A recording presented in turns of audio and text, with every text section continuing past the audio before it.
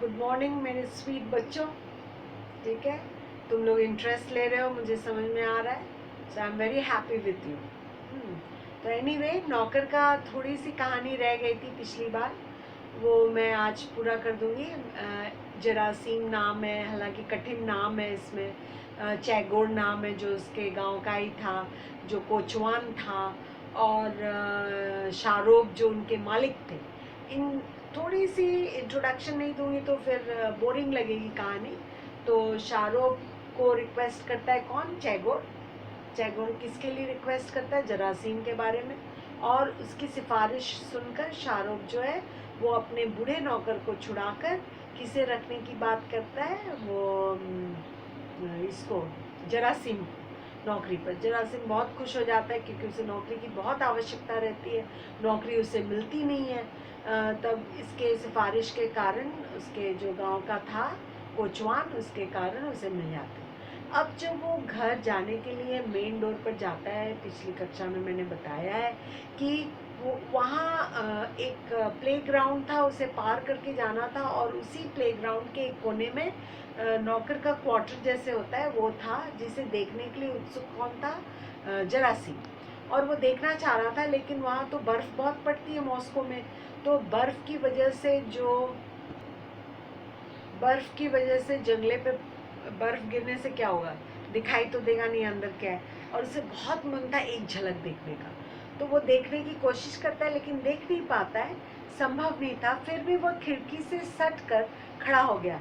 वो सट के खड़ा हो गया, देखने की कोशिश कर रहा था। अंदर कोई बात कर रहा था, उसे सुनाई पड़ा।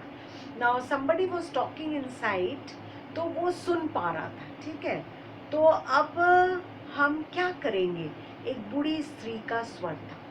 तो नेचुरली ये तो तुम लोगों को समझ में आ रहा होगा, जो पहले पुराना नौकर था, उसकी पत्नी, और वो दोनों में कन्वर्सेशन हो रहा था, बातचीत हो रही थी। तो वो पत्नी पूछती है उससे, तो अब हम क्या करेंगे? मतलब शारोब ने निश्चय उसे कहा था, क्योंकि दूसरे दिन सुबह किसे जाना था? जरासीम को नौकरी पर। तो नेचुरली उन लोगों को वो घर खाली करना था।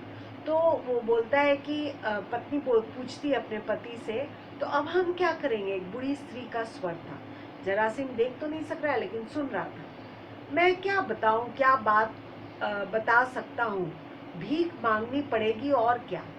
उसका पति क्या कह रहा है? अब नौकरी छूट जाएगी तो हमें क्या करना पड़ेगा? वी हैव टू बैग, हमें भीख मांगनी पड़ेगी। और हम कर भी क्या सकते हैं? अब कुछ नहीं रहा। हाँ, हाय, हम गरीबों की जिंदगी कितनी बुरी है। हम सवेरे से लेकर आधी रात तक काम में जुटे रहते हैं और ऐसे सारी जिंदगी बिता देते हैं, और तब एक दिन सुनते हैं निकल जाओ यहाँ से, मतलब काम से निकल जाओ। तो फिर क्या करें? मालिक कोई हमारा संबंध तो है नहीं। तो फिर क्या करें? मालिक कोई हमारा संबंधी तो है नहीं, उसके सामने रोना धोना बेकार है। वह तो अपना फायदा ही देखेगा ना। ये इम्पोर्टेंट है, तुम्हें समझाना है।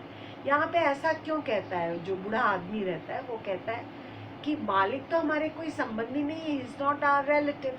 हम लोग हालांकि इनके यहाँ काम किए सुबह से लेके आधी रात तक, दिन रात, हम गरीब हैं, तो ये हमारी क्यों सुनेंगे? मैं इनके सामने अगर रोऊंगा, why will he listen to me? Because he is not my any one, relative तो है नहीं कि मैं उनके सामने रोऊंगा तो वो मेरे ऊपर मर्सी करेंगे, दया करेंगे। इसलिए बेकार है रोना धोना। वो अपना फ़ायदा ही देखेंगे, मतलब मालिक अपना फ़ायदा देखेंगे। कौन अपना फ़ायदा देखेगा? मालिक। क्योंकि मालिक क्या फ़ायदा देखेगा कि ये लोग बूढ़े हो गए, इनसे उतना काम हो नहीं रहा है, जो कि चैगोर ने भी मालिक को यही समझाया कि ये लोग बूढ़े हो गए हैं, अब इनसे काम नहीं होता है उतना। तो यही बात वो अपनी पत्नी से कह रहा है। सभी मालिक ऐसे ही नीच होते हैं। नेचुरली जब गरीब हैं, खाने को लाले पड़ेंगे, भीख मांगना पड़ेगा, ऐसी स्थिति आ गई है, तो वो लोग अपने मालिक के बारे में अच्छा कैसे सोच सकते हैं? वो लोग कह रहे हैं सभी मालिक, माने ऑल एम्प्लॉयर्स आर व्हाट? नीच। जो भी रखते हैं, मालिक होते हैं, नौकरों को रखते हैं, वो सब नीच होते हैं। अपने अलावा और किसी की परवाह नहीं करते। परवाह माने care. They only think of themselves. They don't care for others who are working under them. उन्हें यह ख्याल नहीं होता कि हम वर्षों तक इम्पॉर्टेंट है, अंडरलाइन करो अगर किताब है तुम्हारे पास। हाँ, उन्हें यह ख्याल नहीं होता कि हम वर्षों तक ईमानदारी और सच्चाई से सारा काम करते हुए अपनी जान खपा देते हैं, मतलब जान जो है वो डाल देते हैं, सारा काम करते हैं honestly. Honestly is the main part over here. अब मालिक हमें साल भर भी अपने पास रखने को तैयार नहीं, यद्यपि आज भी हम उसी प्रकार काम करते हैं। और यहाँ पर ये बूढ़ा आदमी बिल्कुल तैयार नहीं था मानने के लिए कि वो काम अच्छी तरह से नहीं कर रहा था। वो क्या कह रहा है कि ये अपने बारे में सोचते हैं, उन्हें यह ख्याल नहीं होता कि हम वर्षों तक ईमानदारी और सच्चाई से काम किए। We were honest and truthful, सच्चाई से सारा काम करते हुए अपनी जान खपा देते हैं, मतलब we die working but still they don't understand. अब मालिक हमें साल भर भी अपने पास रखने को तैयार नहीं, मैंने is not ready to keep us for another 1 year also. वो अभी हमें तुरंत काम से हट जाने के लिए कह रहा है। यद्यपि आज भी हम पहले जैसा ही काम करते हैं, honestly and truthfully and hard work also. मैंने अपनी जान खपा देते हैं, मतलब हार्ड वर्क। इसमें मालिक का इतना दोष नहीं जितना कि उस कोचवान का। चैगोर अपने किसी दोस्त को नौकरी दिलाना चाहता था, और this is also very true. ये लोग जो दोनों बातें कर रहे हैं, क्या पता नहीं था कि किस लिए जरासीम आता है काम करने के लिए इन दोनों वृद्ध और वृद्धा के बदले में, क्योंकि उसे पता था कि चैगोर जो है वो कान भरा है शाहरुख की, उसके मालिक की। और यही कारण है कि कोचवान जो अपने गांव का किसी आदमी को यहाँ घुसाना चाहता था काम पर, और उसने मालिक से ये बात कही। ठीक है,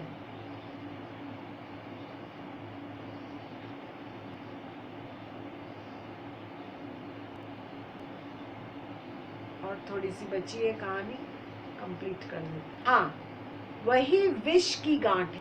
विष की गांठ का मतलब तुम लोग लिख लो, विष की गांठ माने मुसीबत या विपदा का मूल कारण, माने the reason for any trouble. विष की गांठ, विष मीन्स पॉइजन, उसकी गांठ कौन है? इसका कारण चैगोर, कोचवान। ठीक है, हाँ वही है विष की गांठ का कारण।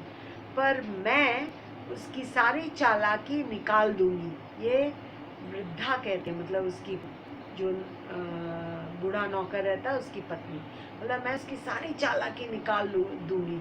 मैं मालिक से शिकायत कर दूंगी कि वह घास और दाना चुरा चुरा कर बेचता है। तो घास और दाना मतलब चैगोर ऑनेस्ट नहीं था। वो घोड़ा गाड़ी चलाता था, मैंने कोचवान था, तो घोड़े को क्या खिलाना पड़ता है? घास खिलाना पड़ता है। और दाना मीन्स वो जो दाल वगैरह होती है ना, छिलका समेत, वो घोड़ों को जैगरी मैंने गुड़ में मिलाकर खिलाना पड़ता है। ये मुझे मालूम है क्योंकि बाद में बताऊंगी। लेकिन ये दोनों वो क्या करता था, घोड़े को नहीं देकर वो उन्हें बेच देता था, मतलब ऊपरी आमदनी करता था। जो पैसा शाहरुख देते थे कोचवान को कि उससे वो क्या करे, दाना खरीदे और घास खरीद के घोड़े को खिलाए, बजाय घोड़े को खिलाने के वो क्या करता था, उन्हें बेच देता था चुरा चुरा कर। ठीक है, ये बात जो है वो बूढ़े नौकर की पत्नी कहती है, मैं शाहरुख से कह दूंगी, तब उसको समझ में आएगा कि हम लोगों को नौकरी से निकालने का क्या मतलब होता है। अरे नहीं, जाने भी दो, क्या बुढ़ापे में पाप मोल लेती हो। सोचो, इनकी सोच सोचो, ये लोग कितने अच्छे हैं। बोल रहे हैं कि बूढ़ा आदमी बोलता है जो नौकर था, नहीं नहीं जाने दो भैया, उसकी नौकरी लेकर मुझे क्या होगा, पाप होगा। लेकिन चैगोर क्या ऐसा सोचता है? कभी नहीं। चैगोर तो सोचा ही नहीं, उसने तो एकदम और भी कान भर भर के शाहरुख की कि हटा दो, इस प्रकार से उसने कहा। ठीक है, तो यहाँ पर ये कहता है नहीं, पाप नहीं करना ऐसा। तो उसकी पत्नी क्या बोलती है, सुनो, पाप कैसा? जो कुछ मैं कह रही हूँ वह सच नहीं है क्या? फिर हम कर ही क्या सकते हैं? हम कहाँ जाएं? तो जो मैं कह रही हूँ तो झूठ नहीं है, तो why you are saying ये पाप है, sin है? It's not sin. I am going to speak this truth कि चैगोर जो है क्या करता है, चोरी करता है। तो why you are saying it's a sin? And if we are going out, where are we going to? कहाँ जाएंगे हम लोग? कमबख्त कोचवान ने तो हमारा सत्यानाश कर डाला। मतलब बूढ़ी औरत बहुत दुखी थी, इसलिए कहती है कोचवान चैगोर जो है उसने क्या किया, हमारा सत्यानाश, मतलब हमारी नौकरी लेकर उसने क्या किया, हमारा सत्यानाश कर डाला। कहते कहते बुढ़िया सुबकने लगी, and she started crying, poor lady, ठीक है, वो रोने लगी। तो कोई भी ऐसा ही, गॉड फॉरबिड, ऐसी स्थिति अगर किसी की भी आएगी तो रोएगा ही, हंसेगा थोड़ी। जरासीम ने यह सब सुना तो उसे ऐसा लगा मानो किसी ने उसके कलेजे में छुरा भोंक दी हो। यह नौकरी कर लेने पर इस वृद्ध दंपति, दंपति माने पति पत्नी जो होते हैं उन्हें दंपति का कहा जाता है, हस्बैंड एंड वाइफ, पर किसी कैसी मुसीबत पड़ेगी इसकी कल्पना माने इमेजिनेशन करके वह कांप उठा। माने ये लेकिन बहुत ही अच्छा इंसान था। कौन? जरासीम। वो जब सुनता है ये दोनों की बातचीत तो उसके ऐसा लगता है जैसे उसके कलेजे में किसी ने क्या कर दिया है, छुरा भोंक दिया है, और वो बहुत ही दुखी होता है। उसका कल्पना करते ही वो कांप उठता है। मतलब ही कुडंट इमेजिन इवन कि कैसी मुसीबत इन दोनों बूढ़े बूढ़ियों पर आएगी। हाँ, वेदना से व्यथित, वेदना माने पीड़ा से, जैसे कि अगर कोई तुम्हें सुई चुभ होता है तो क्या लगता है, पीड़ा होती है ना, थोड़ा दर्द होता है। चिकोटी काटे भाई बहन जब लड़ाई करते हैं तो दर्द होता है, तो उसे पीड़ा कहते हैं, उस दर्द को पीड़ा। तो यहाँ दर्द किसी चिकोटी काटने से या सुई चुभोने से नहीं है, यहाँ दर्द हो रही, यहाँ पूरे हृदय में दर्द जो उठती है वो है वेदना से व्यथित। कुछ देर वह पागल सा खड़ा रहा। किसके दर्द हो रहा था? जरासीम के, क्योंकि वो मनुष्य था। वो जब इन वृद्ध दंपति, पति पत्नी, जो नौकर और उसकी पत्नी थी, जो बूढ़े हो गए थे, जिनके बदले में वो आने वाला था, उनकी बात जब सुनता है तो उसे ऐसा लगता है कि पता नहीं क्या हो जाता है उसको, कि बहुत दुखी हो जाता है और उसका दुखीपन एकदम पागलपन सा हो जाता है। फिर कोचवान के कमरे की ओर लौट पड़ा और वो वापस कोचवान के पास चला जाता है कुछ कहने के लिए। क्या कहता है सुनो। अरे क्या कुछ भूल गए? कोचवान उससे पूछता है, you forgot something, you came back. नहीं तो चैगोर दानलिक, मैं इसलिए लौटा हूँ कि सुनो, मैं तुम्हें यह धन्यवाद देता हूँ कि तुमने मुझे नौकरी दिलाई, परंतु मैं यह नौकरी नहीं कर सकता। वो कुछ नहीं कहता है। क्या नहीं कहता है? कि क्यों मैं नौकरी छोड़ रहा हूँ। वो बोलता है नहीं, मैं कुछ भूला नहीं हूँ, लेकिन मैं ये नौकरी नहीं कर सकता। I am very grateful to you that you have given me this job, but I will not do this job. ये मैं साफ कह देना चाहता हूँ।